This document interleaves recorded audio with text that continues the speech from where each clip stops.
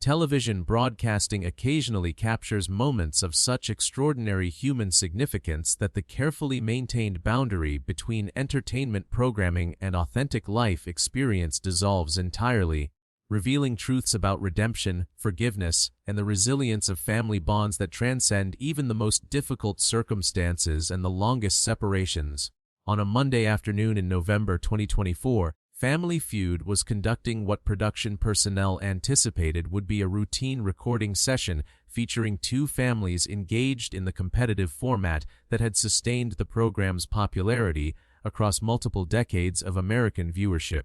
The studio environment maintained its characteristic warmth and professional efficiency. Technical staff executed their established responsibilities with practiced competence, and Steve Harvey prepared to facilitate the proceedings with the combination of humor and genuine interpersonal engagement that had distinguished his extensive tenure as the program's host. However, two contestants standing on opposite sides of the stage were carrying knowledge of a relationship so unexpected and emotionally profound that when one of them finally summoned the courage to reveal the truth about their connection during the act of recording, the disclosure would bring Steve Harvey to uncontrollable tears, halt production for an extended period, and ultimately demonstrate that the bonds between parent and child can survive decades of separation, can transcend circumstances that would seem to make reconciliation impossible, and can emerge stronger through the difficult work of forgiveness and reconnection than many relationships that have never faced such severe testing. What transpired during those remarkable minutes proved that redemption remains possible even for individuals who have made serious mistakes, that children possess extraordinary capacity for understanding and grace when provided with honest information about difficult circumstances,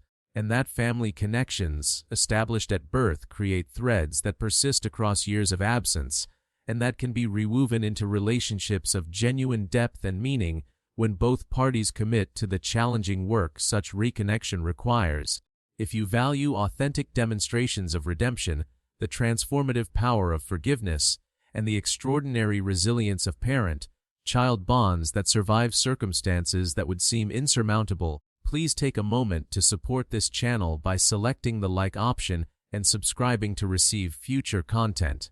The narrative you are about to experience illustrates why second chances, when approached with genuine accountability and sustained effort at transformation, can produce outcomes that honor both the gravity of past mistakes and the possibility of creating futures fundamentally different from the patterns that characterized earlier periods of life. Jennifer Walsh was 43 years old and had spent the previous 21 years living with knowledge that she had a biological daughter somewhere in the world whom she had never known beyond the first few hours after birth and whom she had placed for adoption during circumstances so difficult and chaotic that the decision, while made with genuine concern for the child's welfare, had haunted her across more than 2 decades of subsequent life experience. She resided in Chicago, Illinois, where she had established herself as a social worker specializing in supporting women transitioning out of incarceration and attempting to rebuild their lives following periods of criminal justice system involvement. To individuals who knew Jennifer in her professional capacity, she represented a powerful example of successful rehabilitation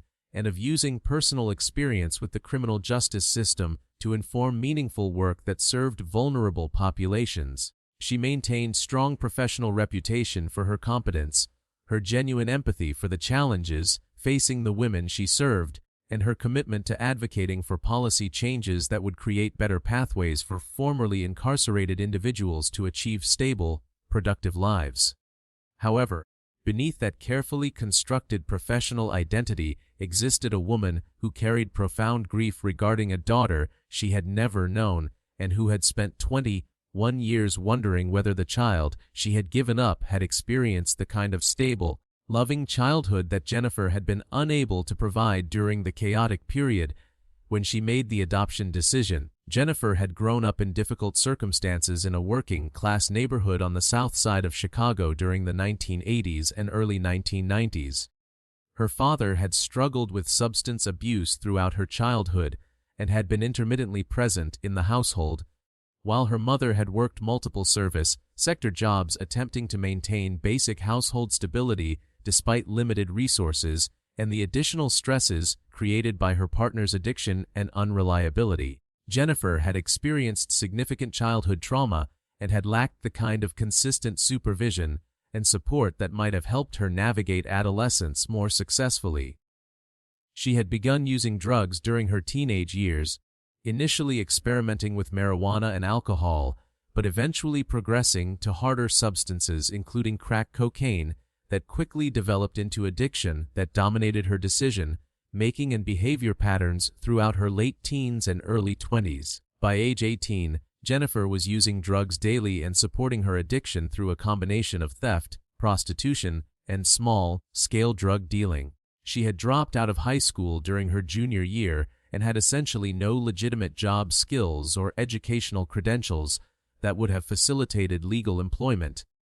She cycled through periods of homelessness, unstable housing arrangements with other drug users, and occasional returns to her mother's home during periods when she would attempt to get clean before inevitably relapsing and returning to active addiction. Her mother had tried repeatedly to help Jennifer access treatment and to support recovery efforts, but the addiction proved resistant to intervention during this period of Jennifer's life, when she lacked internal motivation for change, and when her social networks consisted almost entirely of other individuals engaged in active substance use and criminal activity. When Jennifer was 21 years old, she had become pregnant. The circumstances of the pregnancy were unclear even to Jennifer, as she had been involved in sex work during the period of conception and had been using drugs heavily throughout early pregnancy before becoming aware of her condition. When Jennifer finally confirmed the pregnancy through a clinic visit during what proved to be her second trimester, she faced a decision about how to proceed. Abortion remained legally available but felt emotionally impossible to Jennifer for reasons she could not fully articulate. Parenting while actively addicted likewise seemed clearly inappropriate and potentially harmful to the child. Adoption emerged as the option that seemed most likely to provide the baby with opportunities for a stable, healthy life while also allowing Jennifer to avoid both abortion and the attempt to parent under circumstances where her addiction made adequate caregiving essentially impossible. Jennifer had managed to reduce her drug use somewhat during the final months of pregnancy, though she had not achieved complete abstinence and had continued using drugs intermittently throughout the pregnancy in ways that exposed the developing fetus to substances that could potentially affect development. When Jennifer went into labor at 37 weeks gestation, she had delivered a daughter who, despite Jennifer's drug use during pregnancy, appeared healthy and who did not require extended medical intervention beyond standard newborn care. Jennifer had held her daughter for approximately 2 hours following the birth, an experience that created powerful emotional connection while also reinforcing Jennifer's belief that she could not provide adequate parenting given her addiction and her complete lack of resources or stability. The adoption had been arranged through a private agency that worked with women facing crisis pregnancies and that matched them with prospective adoptive parents who had completed extensive screening and preparation. Jennifer had met the adoptive parents briefly before the birth, a married couple in their mid-30s who had been unable to conceive biologically and who had been working with the adoption agency for several years hoping to build their family through adoption.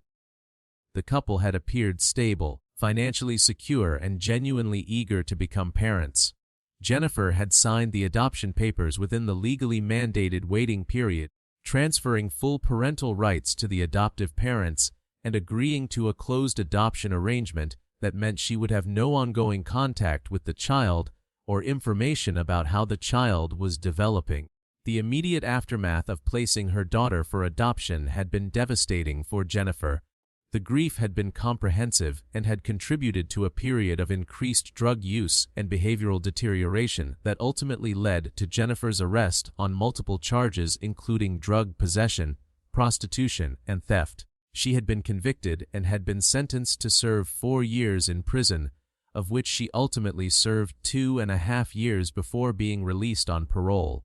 The period of incarceration had proven to be an unexpected turning point in Jennifer's life trajectory, providing enforced abstinence from drugs that allowed her to begin addressing her addiction with clear cognition for the first time in years.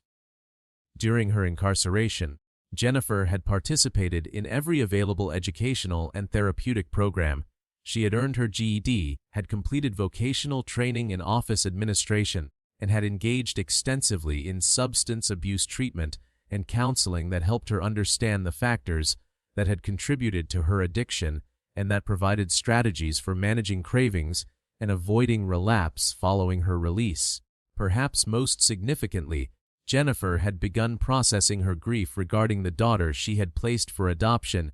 working with a therapist to understand the complex emotions surrounding that decision and to develop strategies for managing the ongoing sense of loss, while also honoring the reality that adoption had likely provided her daughter with opportunities and stability Jennifer could not have offered during that period of her life. Following her release from prison at age 24, Jennifer had committed herself to building a life fundamentally different from the one that had characterized her teens and early 20s. She had maintained sobriety through consistent participation in recovery support groups and through developing social connections with people in recovery, rather than with individuals engaged in active substance use. She had secured employment initially in entry-level service positions that did not require background checks that would have disqualified her based on her criminal record. She had lived in supportive housing for formerly incarcerated women, environments that provided both accountability and community with others navigating similar challenges of reentry following incarceration. After several years of maintaining employment and sobriety, Jennifer had pursued higher education through community college programs that eventually allowed her to transfer to a 4-year institution where she completed a bachelor's degree in social work. Her personal experience with addiction, incarceration, and reentry had informed her educational focus and had created genuine credibility when working with populations facing similar challenges. Jennifer had secured employment with a nonprofit organization serving formerly incarcerated women, work that provided both meaningful purpose and reasonable compensation that supported modest but stable independent living. Throughout the 19 years since her release from prison, Jennifer had maintained complete sobriety from drugs and alcohol. She had built a life characterized by responsible work, healthy relationships, and active contribution to her community through both her professional work and through volunteer activities including speaking to at-risk youth about the consequences of drug use and criminal activity. However, throughout all these years of successful rebuilding, Jennifer had carried ongoing grief and wonder regarding her daughter. She had no information about the child beyond knowing that she had been adopted by a couple who had seemed loving and stable during their brief pre-adoption meeting. Jennifer did not know whether her daughter was healthy, whether she was thriving academically and socially, whether her adoptive parents had told her about being adopted, or whether the child ever wondered about her biological mother.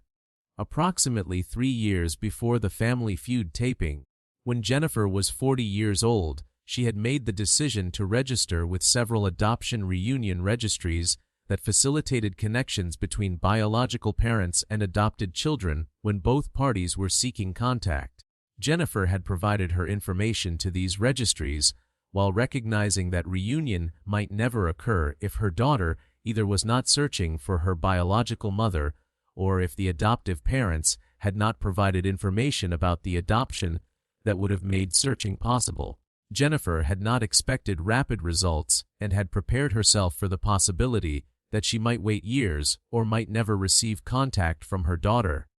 However, approximately 18 months before the Family Feud taping, Jennifer had received a message through one of the reunion registries.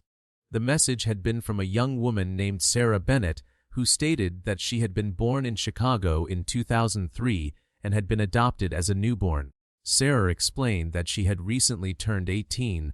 and had decided to search for her biological mother using the limited information her adoptive parents had provided about her birth and adoption. Sarah had located Jennifer through the reunion registry and was writing to ask if Jennifer would be willing to engage in communication and potentially to meet in person if initial contact went well. Jennifer's response to Sarah's message had been immediate and emotional. She had confirmed that she was indeed Sarah's biological mother, and that she had spent every day of the intervening 21 years thinking about the daughter she had placed for adoption and hoping that she was living a good life. Jennifer had explained in her initial response message some basic information about the circumstances that had led to the adoption decision,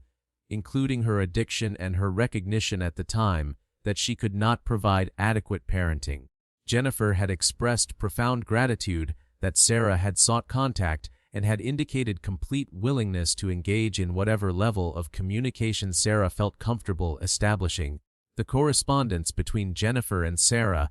had developed gradually over several months through written messages that allowed both women to share information and to begin building understanding of each other without the immediate intensity of face-to-face interaction. Sarah had explained that her adoptive parents, Richard and Carol Bennett, had provided a loving, stable home environment and had been open from Sarah's early childhood about the fact that she was adopted. The Bennetts had encouraged Sarah to seek information about her biological family when she felt ready and had supported her decision to search for Jennifer following her 18th birthday. Sarah described her childhood as having been happy and secure, with parents who had provided excellent educational opportunities and who had supported her interests in athletics and academics. She was currently attending college in Wisconsin studying psychology and was considering eventual graduate school in counseling or social work, ironically drawn to similar helping professions as her biological mother, though Sarah had not known about Jennifer's career when making these educational choices. Jennifer had likewise shared information about her own life trajectory, providing Sarah with honest accounting of her troubled adolescence, her addiction, the circumstances surrounding Sarah's birth and adoption, her incarceration, and her subsequent 19 years of recovery and rebuilding. Jennifer had been completely transparent about her past mistakes and about the reasons she had been unable to parent Sarah during the period following her birth. Jennifer also shared information about her current life, including her work, her sustained recovery, and her commitment to using her own difficult experiences to help other women avoid similar patterns or to successfully rebuild following periods of addiction and criminal justice involvement. After 6 months of written correspondence, Jennifer and Sarah had agreed to meet in person. The initial meeting had occurred in a neutral public location with Sarah's adoptive parents present to provide support if Sarah needed it. The encounter had been emotional but positive, with both women expressing gratitude for the opportunity to finally meet face-to-face after 21 years of separation. Jennifer had met Richard and Carol Bennett and had been able to express her gratitude directly to them for providing Sarah with the kind of stable, loving upbringing that Jennifer had hoped adoption would provide but had not been able to confirm until this reunion occurred. The Bennetts had been gracious and had expressed appreciation for Jennifer's decision to place Sarah for adoption under circumstances where attempting to parent while actively addicted would likely have resulted in outcomes far less positive than what Sarah had experienced in their care. The relationship between Jennifer and Sarah had continued to develop over the following year through regular communication and periodic visits. They had established a connection that was meaningful and genuine, while also acknowledging the complexity of their situation. Jennifer was not attempting to replace Carol Bennett as Sarah's mother, recognizing that Carol had earned that role through 21 years of daily parenting, and that Jennifer's biological connection did not diminish the significance of the relationship Sarah had with her adoptive mother. Rather, Jennifer and Sarah were building a relationship that honored both Sarah's history with her adoptive family and her connection to Jennifer as her biological mother, creating space for multiple meaningful relationships to coexist without competition or demands for exclusive loyalty. It was Sarah who had suggested that she and Jennifer apply to appear on Family Feud together. Sarah had thought that participating in a light-hearted game show might provide an enjoyable shared experience while also potentially offering an opportunity to share their story with a broader audience in ways that might inspire other individuals navigating adoption, reunion, or recovery from addiction and incarceration. Jennifer had been hesitant initially, uncertain whether public disclosure of her history was advisable and concerned about whether appearing on television might create complications in her professional life or in her ongoing relationship with Sarah. However, Sarah had been enthusiastic about the idea and had emphasized that she was proud of both her adoptive family and her developing relationship with Jennifer, and that she wanted to demonstrate that adoption reunion could produce positive outcomes when approached with realistic expectations and genuine commitment to building authentic connection. The application submitted to Family Feud had identified Jennifer and Sarah as family members, but had not explicitly explained the specific nature of their relationship or the circumstances that had led to their 21 years of separation followed by reunion. The production team had been aware that the two women were related, but had not been provided with detailed information about their history. The team members completing the remainder of their 5-person team were Sarah's adoptive mother Carol Bennett, Jennifer's current partner Michelle, who had been supportive throughout the reunion process, and Jennifer's sister, who had maintained connection with Jennifer throughout her period of addiction and incarceration, and who had been present for Jennifer's entire journey of recovery and rebuilding. As the taping date approached, Jennifer and Sarah had discussed whether and how to share their story during the filming. They had decided that if an appropriate opportunity presented itself, Sarah would reveal the truth about their relationship and about the reunion that had brought them together after 21 years of separation. They believed that the Family Feud platform might provide an opportunity to demonstrate that adoption reunion could work successfully and that individuals with histories of addiction and incarceration that allowed their elation could successfully rebuild for meaningful reconnection with children they had placed for adoption during periods when parenting had been impossible. The group that would compete as a family Feud arrived at the Family Feud studio on the Disney Monday morning. The Disney morning in November. The team consisted of Jennifer Walsh, Sarah Bennett, Carol Bennett, Michelle Rodriguez, and Jennifer's sister Patricia Walsh. The configuration appeared conventional to production staff, who understood that the group included family members and partners, but who had not been provided with detailed information about the specific relationships or the history that connected these individuals in ways that transcended typical family bonds. Their opponents were the Morrison family from Florida, an enthusiastic group who brought considerable competitive energy to their participation. Steve Harvey conducted his standard opening procedures, introducing both families and engaging in preliminary conversation designed to establish rapport and to create comfortable atmosphere for competition. When Steve reached Jennifer's team, he asked standard questions about how everyone was related and where they were from. Sarah provided brief explanation that the group included family members from Chicago and Wisconsin, offering information that was accurate, but that did not reveal the complexity of their relationships or their history. The game began with a question asking families to name something people are proud of accomplishing. The Morrison family buzzed in first and provided an acceptable answer that appeared on the board. They played the question and won the first round with strong performance. Jennifer's team had not yet had opportunity to contribute answers, but Steve had noticed something unusual in the dynamic among the women on Jennifer's side. Sarah and Carol Bennett stood together with evident close relationship, while Jennifer stood slightly apart though clearly connected to the group. Michelle provided supportive presence next to Jennifer, and Patricia stood at the end of the line with watchful attention focused on her sister. The second round asked families to name the best gift a parent can give a child. Sarah buzzed in for her team and answered love, which was the #1 response on the board. The team took control and began playing. Carol answered time, which was on the board. Michelle answered education, likewise on the board. When Jennifer's turn arrived, she hesitated visibly before answering, a better life. The answer was on the board, but Steve Harvey noticed the emotion in Jennifer's voice and the way Sarah had looked at Jennifer when she gave that answer, suggesting significance beyond typical game show response. The game continued through several more rounds with Jennifer's team performing adequately, though the emotional undercurrents among team members remained apparent to Steve, even if the specific nature of those undercurrents was not yet clear. During a commercial break, Steve approached Jennifer's team and commented that he sensed something special about their group dynamic and asked if there was a story he should know about.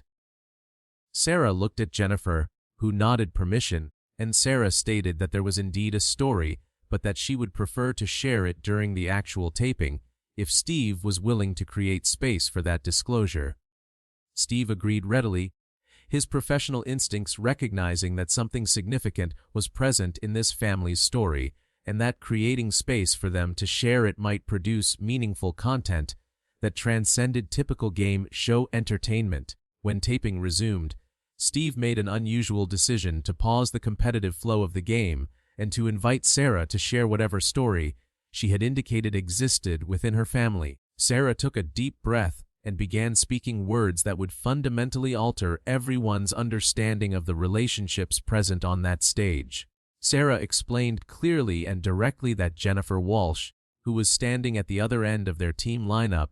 was her biological mother. Sarah stated that Jennifer had placed her for adoption as a newborn infant 21 years earlier during circumstances when Jennifer had been struggling with drug addiction and had recognized that she could not provide adequate parenting. Sarah continued by explaining that Carol Bennett, standing next to her, was her adoptive mother who had raised her from infancy and who had provided the stable, loving home environment that had allowed Sarah to thrive. Sarah stated that she had searched for and found Jennifer 18 months earlier, and that they had been building a relationship during the period since their reunion. The studio fell completely silent as the implications of Sarah's disclosure registered with Steve Harvey, with the Morrison family, with the studio audience, and with production staff. Steve stood motionless for several seconds, his expression reflecting the complex process of integrating this information with his observations of the team's dynamic and with his assumptions about conventional family structures. When Steve finally spoke, his voice carried genuine emotion rather than his typical performance energy.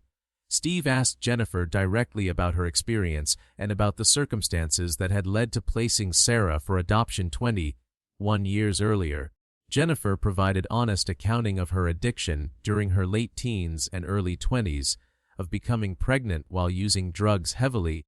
of recognizing that attempting to parent while actively addicted would harm rather than help the child, and of making the adoption decision because she believed it would provide her daughter with opportunities for a stable life that Jennifer could not offer during that period. Jennifer explained that she had been incarcerated shortly after the adoption and that prison had unexpectedly provided the enforced structure and access to treatment that had finally allowed her to address her addiction successfully. Jennifer's voice broke as she described the 19 years she had spent wondering about her daughter and hoping that adoption had indeed provided the kind of life she had wanted for the child but had been unable to confirm. She explained that registering with reunion registries 3 years earlier had represented hope that someday she might learn whether her daughter was all right and whether the child might have any interest in knowing about her biological mother. Jennifer stated that receiving Sarah's message 18 months earlier had been one of the most significant moments of her entire life, and that developing a relationship with Sarah during the period since reunion had provided a form of healing and resolution she had never expected to experience. Steve turned his attention to Carol Bennett, asking her about her perspective on the situation and about her feelings regarding Sarah's reunion with her biological mother. Carol responded with grace and generosity that demonstrated remarkable emotional maturity and security in her role as Sarah's mother. Carol explained that she and her husband had always been open with Sarah about her adoption and had encouraged her to seek information about her biological family when she felt ready. Carol stated that she had been somewhat nervous when Sarah first decided to search for Jennifer, uncertain what they might discover about Sarah's origins and concerned about how reunion might affect Sarah emotionally. However, Carol continued. Meeting Jennifer and learning about her remarkable journey, from addiction and incarceration to sustained recovery and meaningful work, had been inspiring and had demonstrated that Sarah's biological mother had made the adoption decision out of genuine love and concern for Sarah's welfare, rather than from indifference or irresponsibility. Carol then said something that would become the most quoted portion of the entire episode. She stated that she did not feel threatened by Sarah's relationship with Jennifer because Carol's role as Sarah's mother had been earned through 21 years of daily parenting and was not diminished by the reality that Jennifer had given Sarah biological life and had made a difficult but loving decision to place her for adoption. Carol emphasized that Sarah was fortunate to have multiple people who loved her and that there was no requirement that Sarah choose between her adoptive mother and her biological mother. Rather, Sarah could maintain meaningful relationships with both women, each of whom had contributed to Sarah's life in different but valuable ways. Steve Harvey was visibly crying by this point, no longer attempting to maintain his professional composure or to create entertainment value from the situation.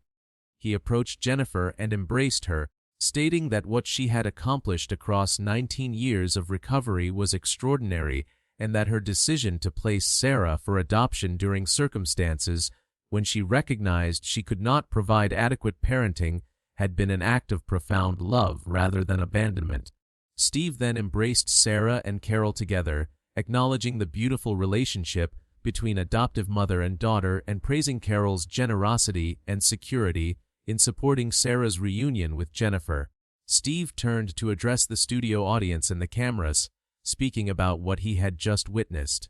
He emphasized that the story he had just heard challenged conventional narratives about adoption, about addiction, about incarceration, and about what was possible when people committed to genuine transformation and when families approached complex situations with honesty, grace, and commitment to supporting all the relationships that mattered rather than forcing choices between them. Steve stated that Jennifer's journey from active addiction and incarceration to sustained recovery and meaningful work demonstrated that redemption was possible and that past mistakes did not permanently define a person's potential for positive contribution. He praised Sarah for having the courage to search for her biological mother and for approaching reunion with realistic expectations and genuine openness to building authentic connection. Steve then made an announcement regarding the Family Feud competition. He stated that regardless of how either team performed during the remainder of the game, the production team had decided to award full prize money to both families in recognition of the extraordinary stories both teams represented and in acknowledgement that what had just occurred transcended typical game show content and deserved recognition that extended beyond conventional competitive outcomes. The episode aired 2 months after the original taping, and the production team had made the decision to include substantial portions of Sarah's revelation and the extended conversation that followed. The episode was titled, "When Adoption Reunion Honors Everyone," and included resource information for individuals considering adoption, for adoptees searching for biological family, for biological parents who had placed children for adoption, and for families navigating reunion processes. The episode also included information about addiction recovery resources and about support services for formerly incarcerated individuals attempting to rebuild their lives. The response to the episode was immediate and overwhelming. Adoption advocacy organizations praised the portrayal of Adoption Reunion as something that could work successfully when approached with realistic expectations and when all parties involved prioritized the adoptee's well-being over adult needs for validation or exclusive relationship. The episode generated extensive discussion about open adoption versus closed adoption and about whether maintaining some level of connection between biological and adoptive families from the beginning might facilitate healthier outcomes than complete separation that requires difficult reunion processes years later. Recovery advocacy organizations highlighted Jennifer's story as demonstrating the possibility of sustained recovery even for individuals who had experienced severe addiction and incarceration. Many people in recovery reached out to express that Jennifer's journey had inspired their own commitment to maintaining sobriety and to believing that transformation was genuinely possible regardless of how severe past addiction had been or how extensive criminal justice involvement had been. Jennifer became an unexpected spokesperson for recovery and for second chances, participating in speaking engagements at treatment centers, at reentry programs for formerly incarcerated individuals, and at conferences addressing criminal justice reform and addiction policy. The episode sparked particular interest among adult adoptees who were considering searching for biological family or who had already initiated reunion processes. Many adoptees expressed appreciation for Sarah's articulation of how she experienced maintaining relationships with both her adoptive mother and her biological mother, describing it as validating their own experiences of loving multiple parental figures without such love diminishing any individual relationship. Carol Bennett's statement about her security in her role as Sarah's mother despite Sarah's reunion with Jennifer resonated particularly strongly with adoptive parents who were struggling with fears that supporting their children's searches for biological family might threaten the parent-child relationships they had built through years of daily caregiving. 1 year after the episode aired, Jennifer, Sarah, and Carol appeared together on a talk show to provide an update on their relationships and to discuss how public disclosure of their story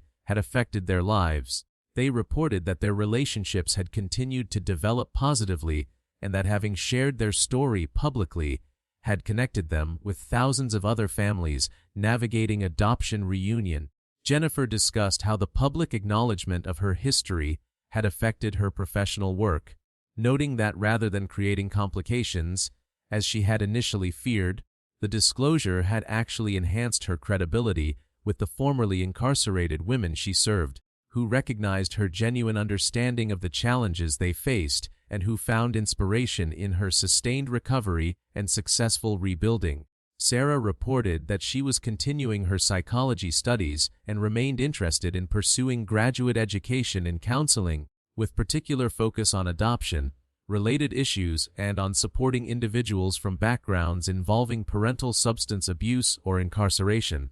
She credited both Carol and Jennifer with having shaped her interest in helping professions, noting that Carol had modeled compassionate caregiving throughout Sarah's childhood and that Jennifer had demonstrated the possibility of using difficult personal experiences to inform meaningful work serving vulnerable populations. Carol reflected on how the experience of supporting Sarah's reunion with Jennifer had affected her own understanding of adoption and family. She acknowledged that she had experienced initial anxiety when Sarah first decided to search for Jennifer, fearing that reunion might diminish Sarah's connection to Carol or might introduce complications that could harm Sarah emotionally. However, Carol stated that watching Sarah's relationship with Jennifer develop had been unexpectedly enriching rather than threatening and had demonstrated that Sarah's capacity to love multiple parental figures did not diminish any individual relationship, but rather reflected Sarah's generous spirit and her ability to appreciate different contributions that various people had made to her life and development. 5 years after the episode aired, the relationships among Jennifer, Sarah, and Carol remained strong and continued to evolve as Sarah moved through young adulthood and as Jennifer continued her recovery journey and her professional work. Sarah had completed her undergraduate degree and had entered a graduate program in clinical social work, directly pursuing the helping profession to which both her biological and adoptive mothers had contributed in different ways. Jennifer had been promoted to leadership position within her organization and had expanded her advocacy work to include policy initiatives addressing barriers facing formerly incarcerated individuals attempting to rebuild their lives. Carol and her husband Richard maintained close relationships with Sarah while also welcoming Jennifer as an extended family member who attended major family celebrations and who maintained regular contact with Sarah. The broader cultural impact of the episode continued through conversations about adoption ethics, about recovery from addiction, about rehabilitation of formerly incarcerated individuals, and about the possibility of family configurations that expanded beyond traditional nuclear models to include multiple parental figures who each contributed meaningfully to children's development and well-being. The The episode became a teaching tool in social work programs addressing adoption practice, in addiction counseling programs training therapists who work with individuals in recovery, and in criminal justice reform organizations advocating for better reentry support for formerly incarcerated individuals. 10 years after that November afternoon when Sarah Bennett revealed her relationship with Jennifer Walsh during the Family Feud taping, the episode remained significant as a documentary of redemption, reunion, and the possibility of family configurations that honor multiple relationships rather than demanding exclusive loyalty. The story demonstrated that addiction and incarceration need not permanently define an individual's life trajectory, and that with sustained commitment to recovery and to personal transformation, individuals could rebuild their lives in ways that created opportunities for meaningful reconnection with children they had been unable to parent during periods of active addiction. Jennifer's journey from active addiction and incarceration at age 21 to sustained recovery and meaningful professional work by age 43 demonstrated that rehabilitation was genuinely possible and that formerly incarcerated individuals deserved support and opportunities to contribute positively to their communities rather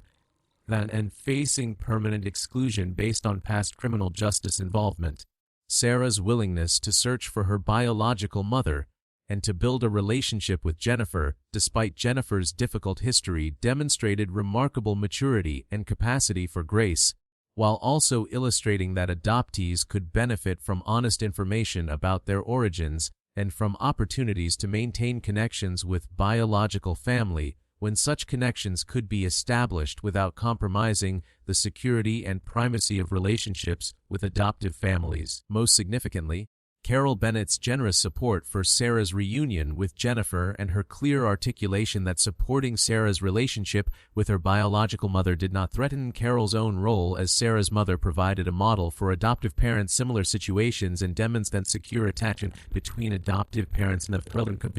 in relationships when all a logical family relative to your child are an emotional need emotional need for needs that are on relates involved role.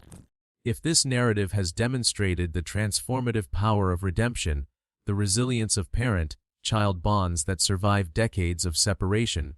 and the possibility of family configurations that honor multiple meaningful relationships, please take a moment to support this channel by selecting the like option and subscribing to receive future content. Consider sharing this story with individuals who might benefit from understanding that addiction and incarceration need not permanently define a person's potential for transformation and meaningful contribution. That adoption reunion can work successfully when approached with realistic expectations and genuine commitment to honoring all relationships that have shaped an adoptee's life, and that families can expand to include multiple parental figures who each contribute valuable and distinct elements to a child's development and sense of identity. Jennifer Walsh's courage in maintaining sustained recovery for 19 years and in responding to her daughter's outreach with honesty about her past mistakes,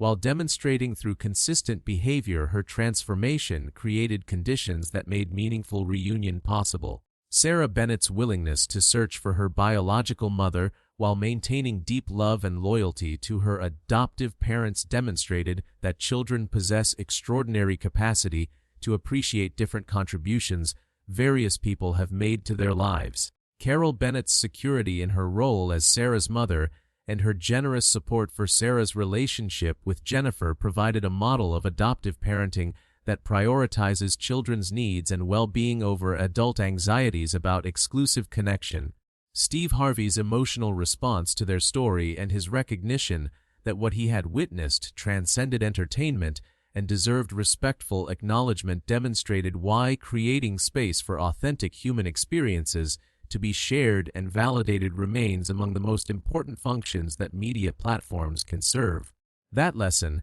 revealed during an unexpected disclosure on a game show stage and honored through Steve Harvey's tears, and through production decisions that prioritized human dignity over conventional entertainment formats, continues to influence conversations about adoption, recovery, criminal justice reform, and the possibility of redemption more than a decade after the original broadcast.